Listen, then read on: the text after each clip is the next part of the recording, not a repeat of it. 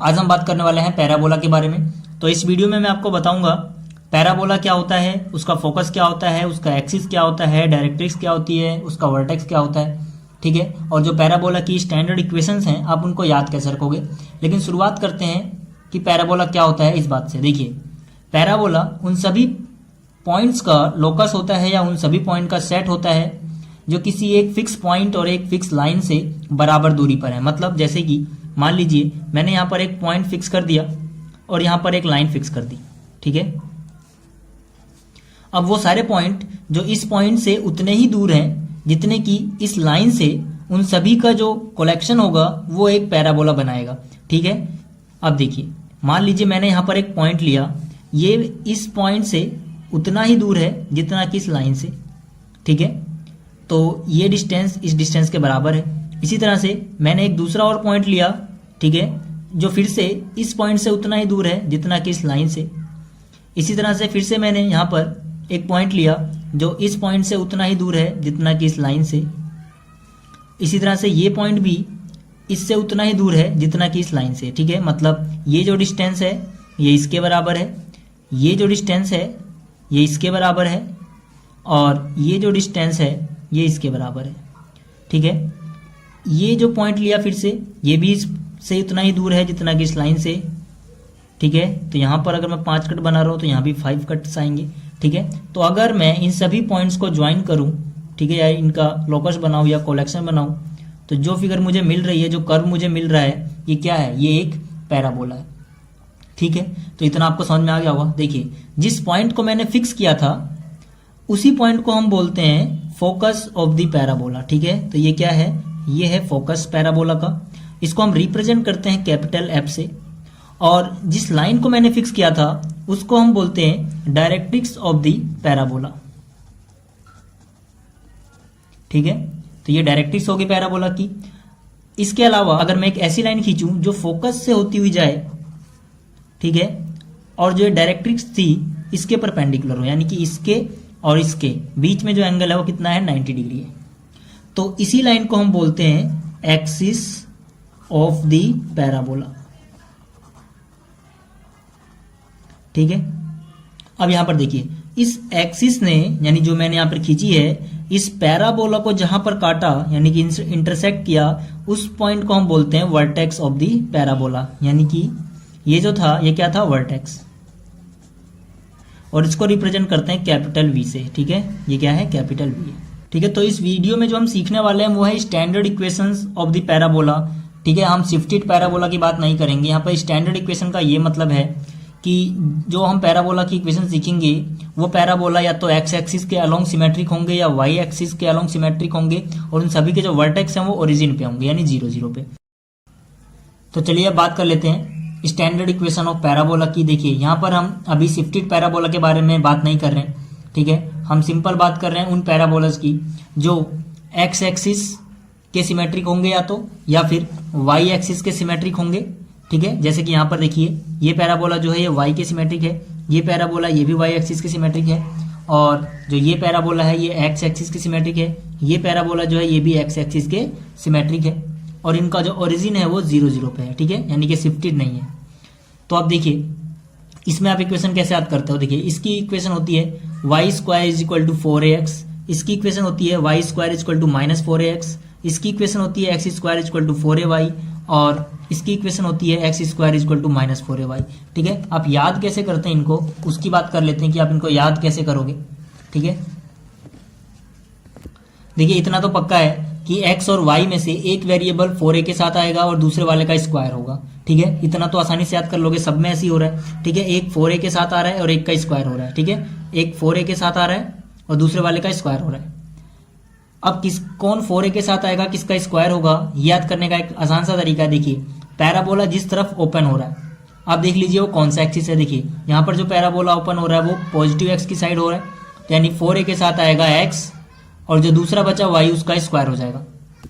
इसी तरह से यहाँ पर देख सकते हैं जो पैराबोला ओपन हो रहा है वो नेगेटिव एक्स एक्सिस की तरफ हो रहा है, मतलब यहाँ पर 4a के साथ तो एक्स ही आएगा, क्योंकि नेगेटिव की तरफ ओपन हो रहा है तो यहाँ पे माइनस आएगा, और x के अलावा दूसरा क्या बचा आपके पास y, तो आप y का स्क्वायर कर दोगे। इसी तरह से आप यहाँ पे देख सकते हैं पैराबोला जो है वो पॉजिटिव वाई की साइड ओपन हो रहा है, तो जिस साइड ओपन होगा वो किसके साथ आएगा, 4a के साथ। तो क्योंकि ये वाई की तरफ ओपन हो रहा है तो यहाँ पे 4a के साथ y आएगा, और पॉजिटिव y के साथ ओपन हो रहा है तो यहाँ पे प्लस आएगा ना कि माइनस। और जो दूसरा बच गया x, उसका स्क्वायर कर दोगे आप, ठीक है। इसी तरह से यहाँ पे आप देख सकते हैं, यहाँ पर ये नेगेटिव y की तरफ ओपन हो रहा है, ठीक है, y की तरफ ओपन हो रहा है इसलिए 4a के साथ तो y आएगा, लेकिन नेगेटिव y एक्सिस की तरफ ओपन हो रहा है इसलिए यहाँ पे माइनस आएगा, और y के अलावा दूसरा क्या बचा, x, आप उसका स्क्वायर कर दोगे। तो यहाँ से आप इनकी इक्वेशन लिख सकते हो। अब बात करते हैं इनके फोकस, इनका डायरेक्ट्रिक्स, ठीक है, इन सब के बारे में। देखिए जो यहाँ पे वर्टेक्स है और फोकस है, इसके बीच का डिस्टेंस अगर a है, ठीक है, मान लो यहाँ पे डिस्टेंस क्या है, a वही होता है, ठीक है, वर्टेक्स और फोकस के बीच का डिस्टेंस। तो इसके कोऑर्डिनेट क्या होंगे, क्योंकि ये 0 0 है, आप इससे a आगे आए हो तो यहाँ पर आएगा a कोमा, क्योंकि ये x एक्सिस पे है तो y 0 होगा तो a कोमा 0 होगा, ठीक है।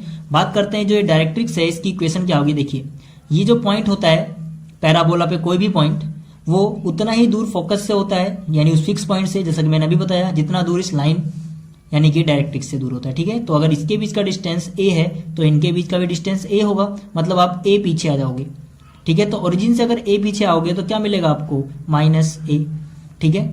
इसका कोऑर्डिनेट क्या होगा, -a, 0। तो यानी जो इसका इक्वेशन होगा वो हो जाएगा x is equal to -a, ठीक है। तो x is equal to -a क्या होगा, इस डायरेक्ट्रिक्स के की इक्वेशन, ठीक है। इसी तरह से अगर आप यहाँ पे आए, देखिए इसके बीच का डिस्टेंस आपको क्या मानना है, a, क्योंकि जो ओरिजिन है वो राइट साइड में है, लेफ्ट में जा रहे हो आप उसके, तो यानी a पीछे आने पे इसके कोऑर्डिनेट क्या मिलेंगे आपको, -a, 0।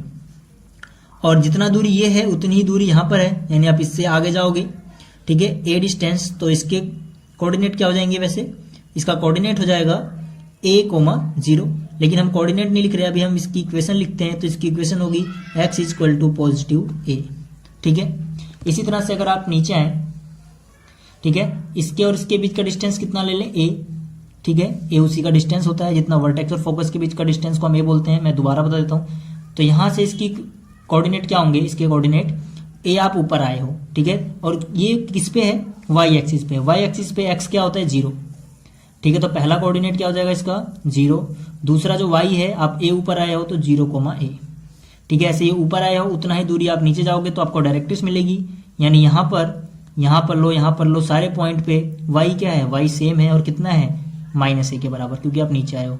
तो जो इसकी इक्वेशन होगी डायरेक्ट्रिक्स की, वो हो जाएगी y is equal to -a, ठीक है। इसी तरह से अगर हम बात करें यहाँ की, देखिए फिर से आप इसको क्या मान लो, ये जो डिस्टेंस है ये a है, तो इसके कोऑर्डिनेट क्या होंगे, इसके कोऑर्डिनेट हो जाएंगे, x तो 0 होगा क्योंकि y एक्सिस पे है, ठीक है, और यहाँ पर आप ओरिजिन से a नीचे आ गए हो, यानी 0, -a, यहाँ पे -a आएगा, ठीक है। ऐसे ही अगर आप ऊपर जाओगे तो यानी a ऊपर जाओगे आप, तो इसकी जो इक्वेशन आपको क्या मिलेगी, y is equal to +a, ठीक है। तो अब आपको इतना पता लग चुका है। अब बात करते हैं लेंथ ऑफ लेटस रेक्टम की, ठीक है।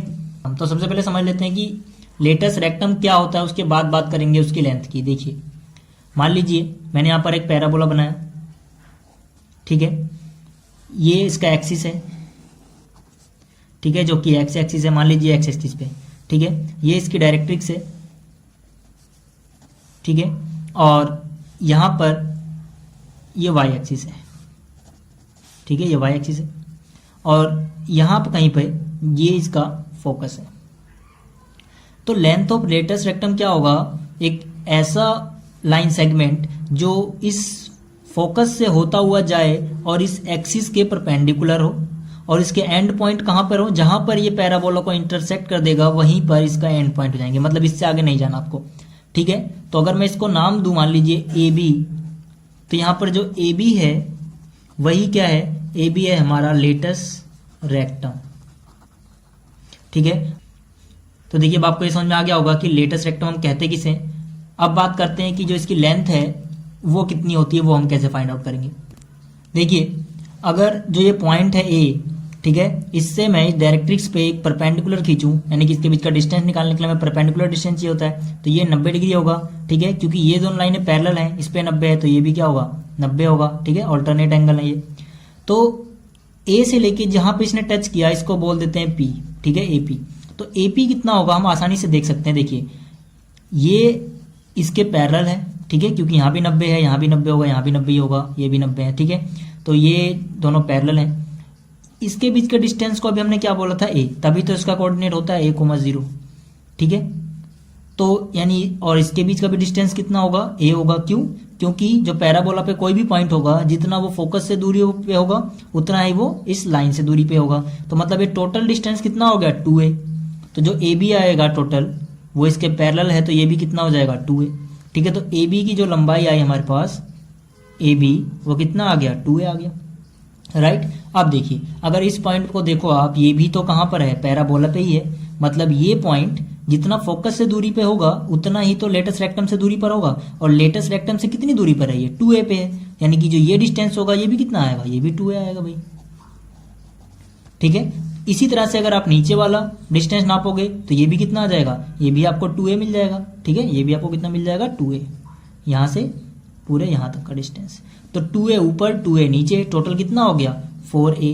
इसीलिए हम लिखते हैं length of latus rectum is equal to 4A, ठीक है। आप किसी भी पैराबोला में देखेंगे जो उसकी लेंथ होगी वो कितनी होगी, लेटस रेक्टम की जो लेंथ होगी वो कितनी होगी, 4A होगी, ठीक है, चाहे उसकी इक्वेशन कुछ भी हो।